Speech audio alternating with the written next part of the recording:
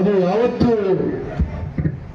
ಅದಕ್ಕೆ ಒಂದು ಅರ್ಥ ಬರ್ತದೆ ಅಥವಾ ಆಶೀರ್ವಾದ ಮಾಡಿದಂಥವ್ರು ಯಾವ ರೀತಿ ನಡೆದುಕೊಳ್ತಾರೆ, ಅದು ಯಾವ ರೀತಿ ಅಧಿಕಾರ ಹಂಚಿಕೆ ಮಾಡ್ತಾರೆ, ಅದರ ಮೇಲೆ ನಮ್ಮ ವ್ಯಕ್ತಿತ್ವ ನಿಲ್ತದೆ. ಮತ್ತು ಕೋಲಾರ ತಾಲೂಕಿನಲ್ಲಿ ಕೇವಲ 20 ದಿವಸದಲ್ಲಿ ಅವರು ಅರ್ಜಿ ಹಾಕಿದ್ದು ಸೇರಿ, ಆ ಸ್ಕ್ರೂಟಿನಿ ದಿವಸನೂ ಸೇರಿ, ವಿತರಣೆಯಲ್ಲೂ ಸೇರಿ, ಚುನಾವಣೆ ದಿನಕ್ಕೆಲ್ಲ ಸೇರಿದ್ರು ಬರೀ 20 ದಿವಸ. 20 ದಿವಸದಲ್ಲಿ ನಿಮ್ಮೆಲ್ಲರ ಆಶೀರ್ವಾದದಿಂದ ಮೊನ್ನೆ ಕೊತ್ತೂರು ಮಂಜುನಾಥ್ ಅವರನ್ನ 34,000ಕ್ಕೂ ಅಧಿಕ ಮತಗಳನ್ನು ನೀವೆಲ್ಲ ಗೆಲ್ಲಿಸಿದ್ರಿ. ಬಹಳಷ್ಟು ಜನಕ್ಕೆ ನಿರೀಕ್ಷೆ ಇತ್ತು, ಕೊತ್ತೂರು ಮಂಜುನಾಥ್ ಅವರು ಯಾವ ರೀತಿ ಕಾರ್ಯನಿರ್ವಹಿಸ್ತಾರೆ, ಕೊತ್ತೂರು ಮಂಜುನಾಥ್ ಅವರು ಯಾವ ರೀತಿ ಎಲ್ಲರನ್ನ ವಿಶ್ವಾಸಕ್ಕೆ ತೆಗೆದುಕೊಂಡು ಹೋಗ್ತಾರೆ, ಕೊತ್ತೂರು ಮಂಜುನಾಥ್ ಅವರು ಯಾವ ರೀತಿ ಜನರ ಮಧ್ಯೆ ಇರ್ತಾರೆ ಅಂತೇಳಿ. ಇವತ್ತೊಂದು ಉದಾಹರಣೆ ಹೇಳ್ತೀನಿ.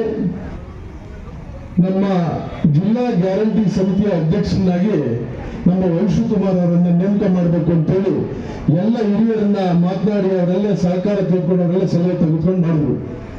ಶಿವಕುಮಾರ್ ಬಹಳ ಅಳಬ, ಎಲ್ಲರಿಗಿಂತ ಅಳಬ. ನನ್ನನ್ನು ಕೂಡ ರಾಜಕೀಯ ಕರ್ಕೊಂಡು ಬಂದರೆ ವಂಶುಕುಮಾರ್.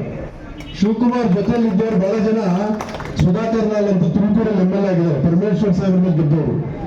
ಆನೇಕಲ್ಲಲ್ಲಿ ಶಿವಣ್ಣ MLA ಆಗಿದ್ದಾರೆ, ನಾರಾಯಣ ಸ್ವಾಮಿ ಅಂತೇಳಿ ನಮ್ಮ ಬೆಂಗಳೂರು ನಗರದಲ್ಲಿ MLC ಆಗಿದ್ರು. ಅವರ ಜೊತೆಯಲ್ಲಿದ್ದಂತ ಶಿವಕುಮಾರ್ ಏನೂ ಅವಕಾಶ ಸಿಕ್ಕಿರ್ಲಿಲ್ಲ.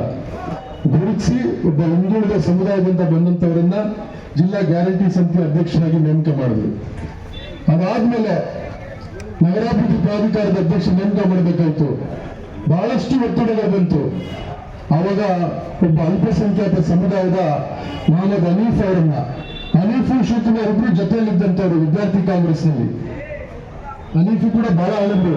ಶಿವಕುಮಾರ್ ಹನೀಫ್ ಇಬ್ರು ಕೂಡ NSA ಉಪಾಧ್ಯಕ್ಷ ಆಗಿದ್ದರು, ಕಾಳಸ್ತಿನ ರಮೇಶ್ ಅಧ್ಯಕ್ಷ ಆಗಿದ್ದಾಗ. ಅವರನ್ನು ಗುರುತಿಸಿ ನಗರಾಭಿವೃದ್ಧಿ ಪ್ರಾಧಿಕಾರದ ಅಧ್ಯಕ್ಷ ಮಾಡಿದ್ರು.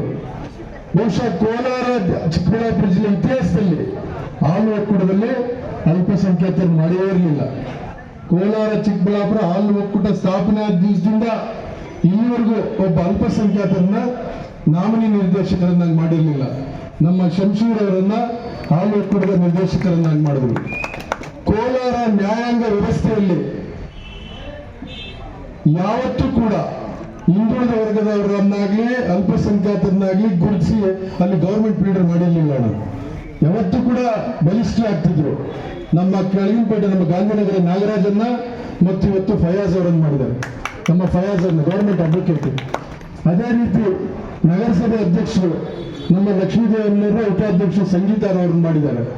ಅಂದ್ರೆ ಅಧಿಕಾರ ಯಾರೊಬ್ಬರು ಸ್ವತ್ತು ಅಲ್ಲ, ಇದೆಲ್ಲರಿಗೂ ಹಂಚಿಕೆ ಆಗ್ಬೇಕು. ಎಲ್ಲರಿಗೂ ಹಂಚಿಕೆ ಆದಾಗ ಮಾತ್ರ ಈ ಪ್ರಜಾಪ್ರಭುತ್ವಕ್ಕೆ ಮತ್ತು ಏನು ಬಾಬಾ ಸಾಹೇಬ್ ಅಂಬೇಡ್ಕರ್ ಸಮಾಜ ಸಮಾನ ಅವಕಾಶಗಳು ಸಿಗಬೇಕು ಅಂತ ಹೇಳಿದ್ರು, ಅದು ಅವಾಗ ಸಿಗ್ತದೆ. ಅದು ಬಿಟ್ಟು ಅಧಿಕಾರ ಕೆಲವು ಜನರ ಕಪಿಮುಷ್ಟಿಯಲ್ಲಿ ಸಿಕ್ಕಾಕೋಬಾರ್ದು ಅಲ್ವಾ. ಇದನ್ನ ಮಾಡಬೇಕಾದಂಥದ್ದು ಎಲ್ಲ ಜನಪ್ರತಿನಿಧಿಗಳ ಕರ್ತವ್ಯ. ಇವತ್ತು ನಮ್ಮ ಮಂಜುನಾಥ್ ಅವರು ಅತ್ಯಂತ ಪ್ರಾಮಾಣಿಕವಾಗಿ ಯಾರ್ಯಾರು ಕಾಂಗ್ರೆಸ್ ಪಕ್ಷದಲ್ಲಿ ಪ್ರಾಮಾಣಿಕವಾಗಿ ಗುರುಸ್ಕೊಂಡು ಬಂದಿದ್ರು, ನಡ್ಕೊಂಡು ಬಂದಿದ್ರು, ಪಕ್ಷದಲ್ಲಿ ದುಡ್ಕೊಂಡು ಬಂದಿದ್ರು, ಯಾರನ್ನ ಗುರುತಿಸಿರ್ಲಿಲ್ಲ ಅಂತವರನ್ನ ಗುರುತಿಸಿ ಇವತ್ತು ಎಲ್ಲರಿಗೂ ಕೂಡ ಅಧಿಕಾರ ಹಂಚಿಕೆ ಮಾಡ್ತಕ್ಕಂಥದ್ದನ್ನ ಇವತ್ತು ಅವಕಾಶ ಮಾಡಿಕೊಟ್ಟಿದ್ದಾರೆ. ಇವತ್ತು